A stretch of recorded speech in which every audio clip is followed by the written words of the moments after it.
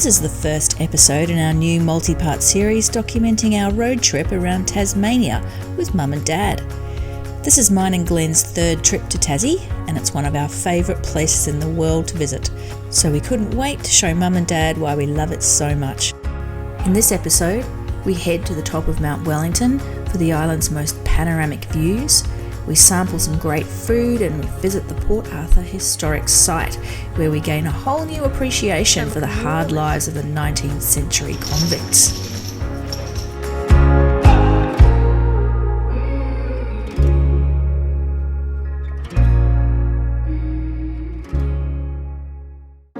First stop, Tasmania's capital city of Hobart.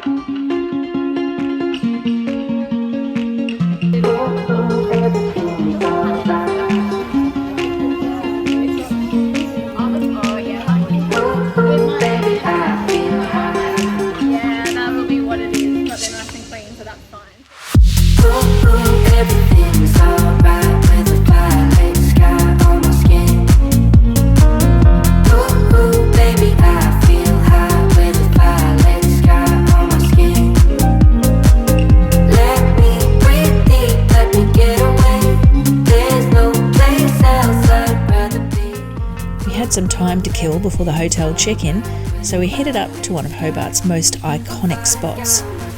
At almost 1,300 metres, Mount Wellington, or Convict as it's known by the local Indigenous people, has some of the best views in all of Tasmania.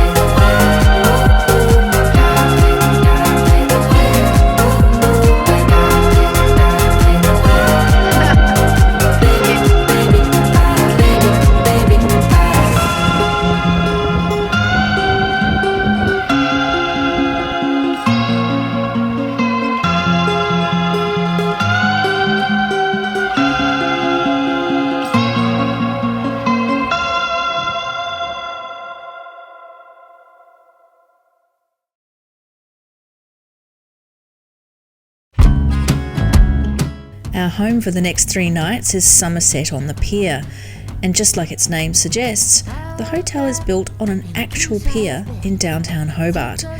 The hotel is a stone's throw from the Mona Ferry and Salamanca Place and has shops and restaurants right next door. Oh yeah.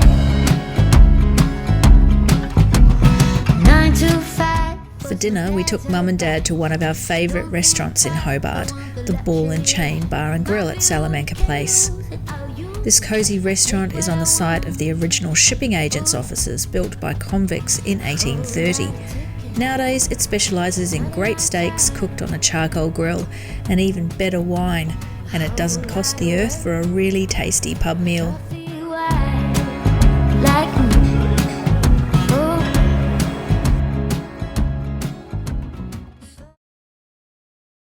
Well, the weather's not too great today, unfortunately. As you can see, it's a little bit grey and it's kind of drizzling.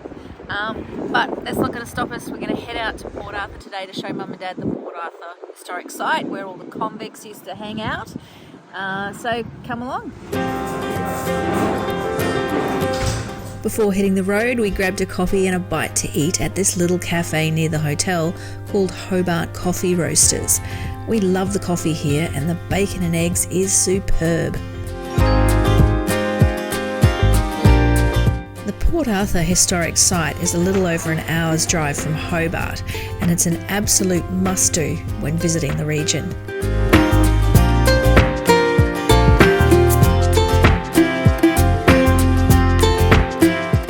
Our first order of the day, a relaxed harbour cruise around the Island of the Dead and the Boys Prison. This is free with entry to the precinct and takes about half an hour. It's well worth doing because you get some great views back towards the prison, and there's also some really interesting commentary about the history of the islands in the bay. Looking out across the bay, or should see a few foundations and footings. This is all the ring, and the fact that it was such a cold winter.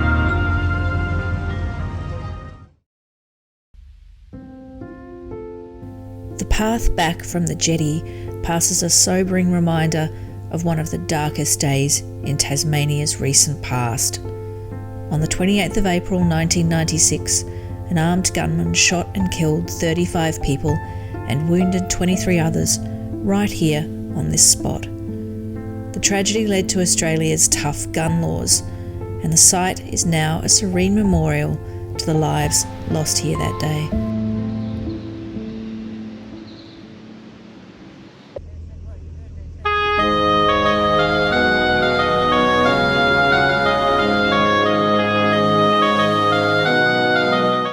The focal point of the precinct is the men's penitentiary building, which once housed several hundred unfortunate souls within its drafty walls.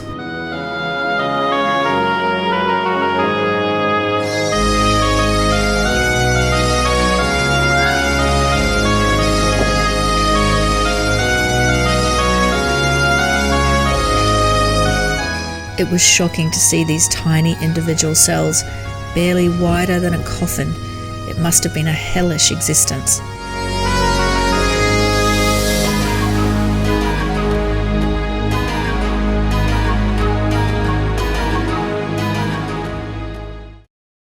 Do you think you could have lived in there if you were a convict? Oh, it's a convict. It's more of a leader. More like of a prison guard. Prison guard, warden, showing that everybody was towing the line. Right. Yeah. A few whippings. Every day it would have been. Daily whippings. Every day. You're brutal. It was a brutal time. Time that suited me.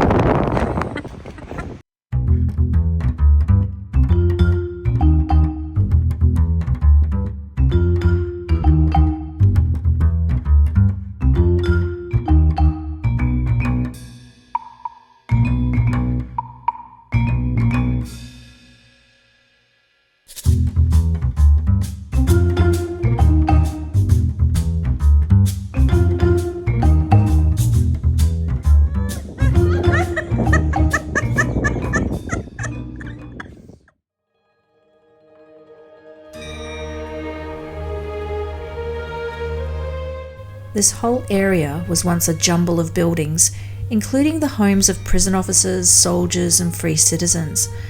Most of the buildings didn't stand the test of time, but the few that remain are a fascinating portal into Australia's early history.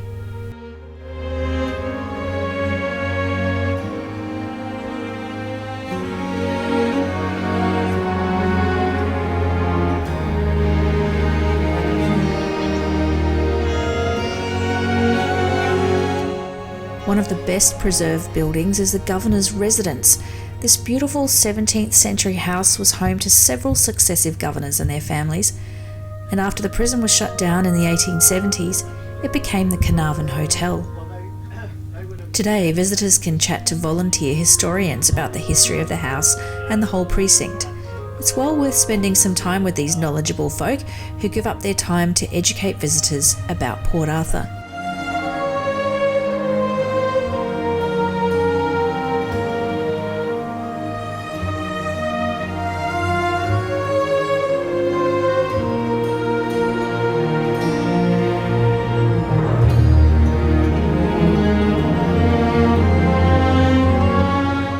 the striking things you'll notice about Port Arthur today are the stunning English gardens all over the precinct. Much like the buildings, the gardens here are a portal through time. All of the gardens mirror the types of flowers, plants and vegetables that were grown around the settlement in the 17 and 1800s.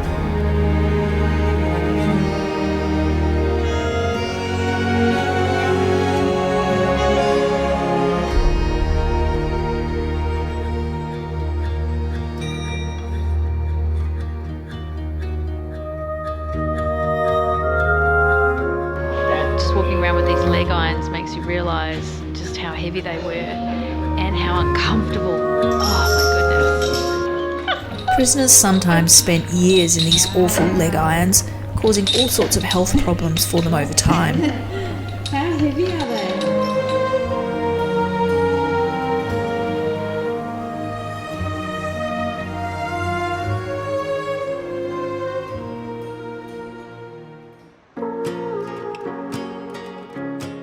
After learning all about some of Tasmania's recent history, it was time to marvel at its ancient history.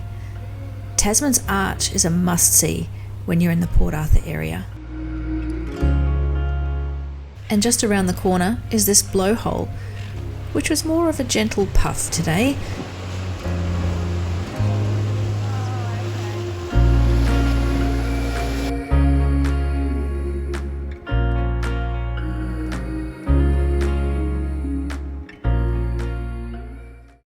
Next episode, we take a magical culinary road trip around Tasmania's famous Bruny Island, sampling 3 of my favourite things: seafood, cheese and chocolate.